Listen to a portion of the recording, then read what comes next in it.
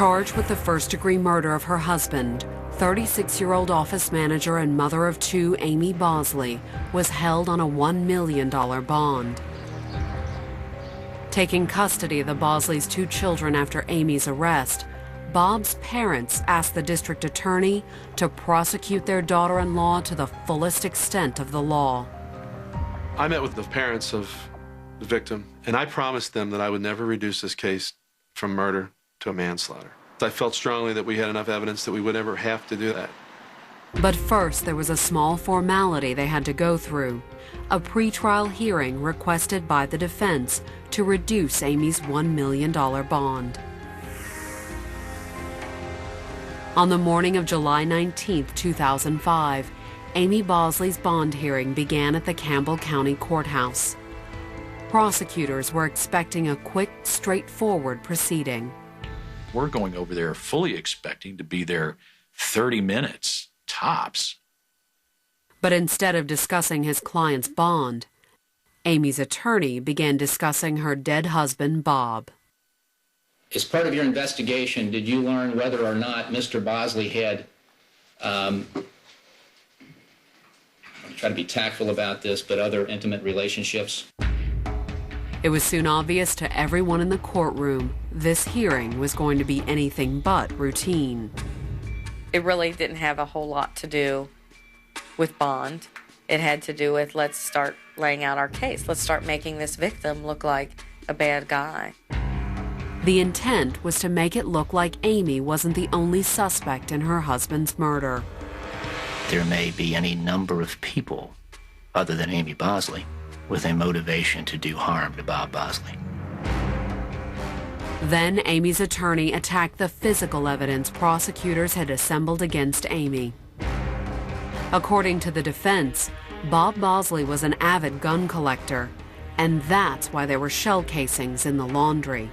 I did not find it at all unusual that, just like we sometimes find coins in the bottom of our wash machine, that they would find some shell casings on the bottom of this wash machine with some clothing.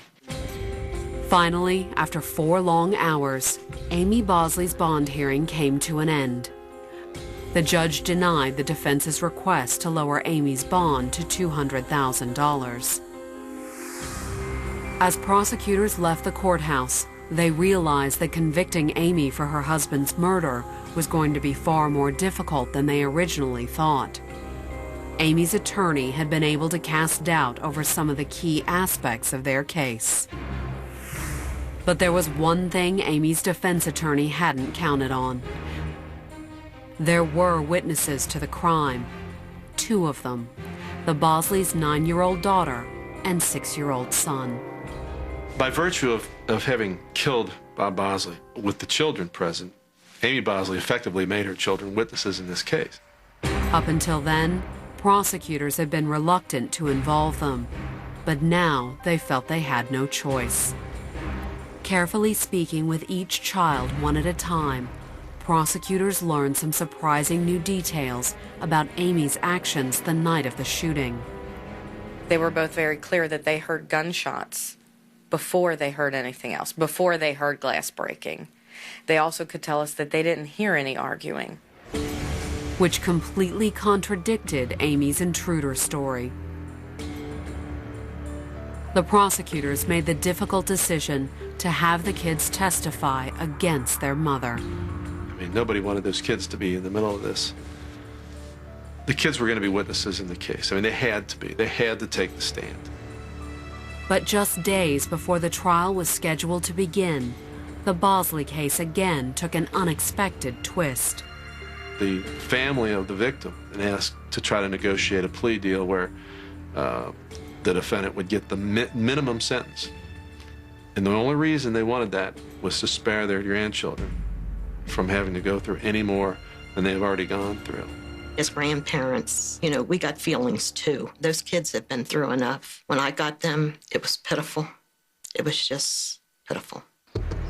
In return for a plea of guilty, the Bosleys wanted prosecutors to offer Amy the minimum sentence of 20 years. I have to tell you the truth, I was very reluctant to do that. Eventually, prosecutors gave in to Bob's family's wishes. They drafted the plea offer and extended it to Amy's attorney.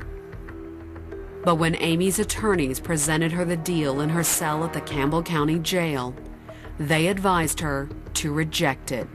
I would not agree to this plea. I felt reasonably confident going into this trial that we could create significant doubt. On September 19th, Amy announced she had reached her decision. She accepted the prosecution's offer. Amy told me that she wished to enter a plea. She did that.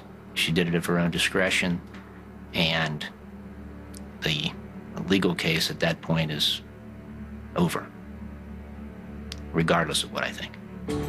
Following the terms of the deal drafted by prosecutors, presiding Judge Fred Stein ordered Amy to serve 20 years in prison for the first-degree murder of her husband. With good behavior, she could be out in 17. That'll be the judgment of the court. Thank you, Judge. All rise. Court adjourned. Under the terms of her plea, Amy didn't have to offer any explanations, leaving investigators with a lot of unanswered questions.